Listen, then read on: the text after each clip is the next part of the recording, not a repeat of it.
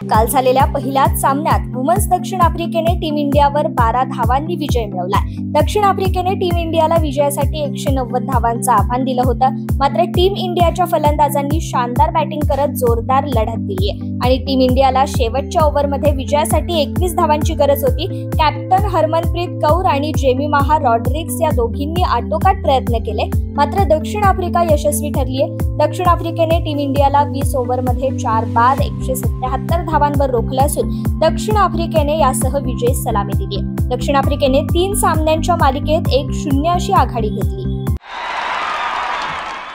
T20 world cup विजयानंतर team इंडियाचा हा पहिलाच दौरा आहे। टीम इंडिया आता 5 सामन्यांच्या T20 मालिकेसाठी झिम्बाब्वे दौऱ्यावर आहे। दरम्यान झिम्बाब्वे दौऱ्यासाठी शुभमन गिलकडे नेतृत्व सोपवलं असून पहिल्याच सामन्यात विश्वविक्रम रचण्याची संधी आहे। शुभमन गिलच्या नेतृत्वात टीम इंडियाने पहिला सामना जिंकला तर T20 आंतरराष्ट्रीय क्रिकेटमध्ये सलग सर्वाधिक सामने जिंकण्याचा विक्रम प्रस्थापित होईल। T20 आंतरराष्ट्रीय क्रिकेटमध्ये सर्वाधिक सामने जिंकण्याचा विक्रम बर्म्युडाच्या नावावर आहे। बर्म्युडाने 2021 ते 2023 या कालावधीत सलग 13 सामने जिंकले होते, तर मलेशियाने 2022 मध्ये सलग 13 सामने जिंकले।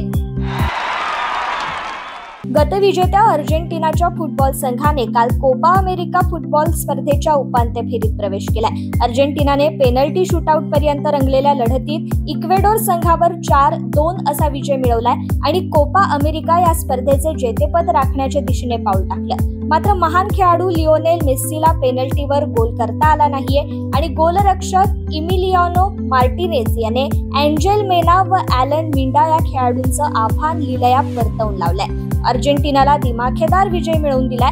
त्यांनी त्याआधी निर्धारित वेळेमध्ये अर्जेंटिना इक्वेडोर यांच्यामध्ये 1-1 अशी बरोबरी झाली होती। पोर्तुगालचा आधारस्तंभ असलेल्या क्रिस्टियानो रोनाल्डोला आपल्या शेवटच्या युरोचषकात संघाला यश मिळवून देता आलं नाहीये। फ्रान्स विरुद्ध झालेल्या उपांत्यपूर्व फेरीत पोर्तुगालचा पेनल्टी शूटआउटमध्ये 5-3 ने पराभव झालाय। किलियन एम्बापेच्या नेतृत्वाखाली खेळणाऱ्या फ्रान्सचा उपांत्य फेरीचा मार्ग सुखकर झाला असून आता ते स्पेनशी भिडणार आहेत। मात्र जर्मनीच्या हॅम्बर्ग शहरातील फोक्स पार्क स्टेडियम मैदानात पोर्तुगाल विरुद्ध फ्रान्स हा बहुचर्चित सामना पार पडणार आहे। निर्धारित वेळेत दोन्ही संघांनी एकही गोल करता आला नाहीये, त्यामुळे पेनल्टी शूटआउट करून सामन्याचा निकाल जाहीर झाला। दरम्यान स्पेननेही यजमान जर्मनीचा पराभव करत मोठ्या दिमाखात उपांत्य फेरीत प्रवेश मिळवलाय। युवराज सिंगच्या नेतृत्वाखाली भारत चॅम्पियन्सने वर्ल्ड चॅम्पियनशिप ऑफ लिजेंड्स 2024 मध्ये वेस्ट इंडिज चॅम्पियन्सचा पराभव करून सलग दुसरा विजय नोंदवलाय। मात्र काल झालेल्या 6व्या सामन्यात इंडिया चॅम्पियन्सने 20 षटकात 5 गडी गमावून 229 धावा केल्यात आणि प्रत्युत्तरात वेस्ट इंडिज चॅम्पियन्स 5.3 षटकात 1 गडी गमावत 31 धावांवर असताना पाऊस आला आणि भारत चॅम्पियन्सने सामना डकवर्थ लुईस नियमानुसार 27 धावांनी जिंकलाय।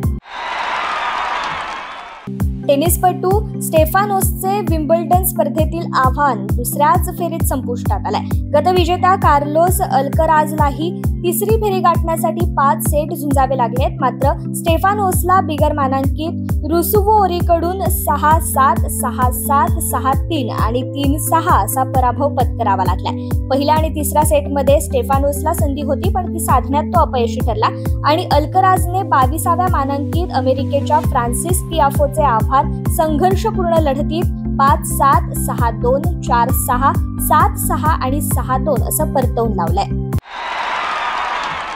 युरो करंडक फुटबॉल स्पर्धेची उपांत्यपूर्व फेरी गाठलेल्या गतउपविजेत्या इंग्लंडची प्रतिष्ठा पणास लागलीय। 8 संघांच्या फेरीत त्यांना फॉर्ममध्ये असलेल्या धोकादायक स्वित्झर्लंडच्या कडव्या आव्हानास सामोरं जावं लागेल।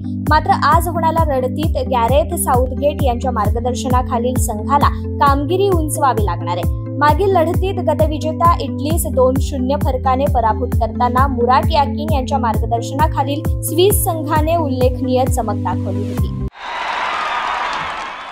ऑलिम्पिक 2024 ची स्पर्धा पॅरिसमध्ये 26 जुलैपासून सुरू होणार आहे। मात्र पॅरिसमध्ये 100 वर्षांनंतर तिसऱ्यांदा ऑलिम्पिकचं आयोजन करण्यात आलंय आणि ज्यामध्ये 206 राष्ट्रीय ऑलिम्पिक समित्यांचे सुमारे 10,500 खेळाडू सहभागी होत आहेत। मात्र यावेळी भारतातील 28 खेळाडूंचा गट पॅरिस ऑलिम्पिकमध्ये आपल्या देशाचा झेंडा फडकवण्यासाठी सज्ज झालाय, ज्याचे नेतृत्व विश्वविजेता नीरज चोप्रा करणार आहे।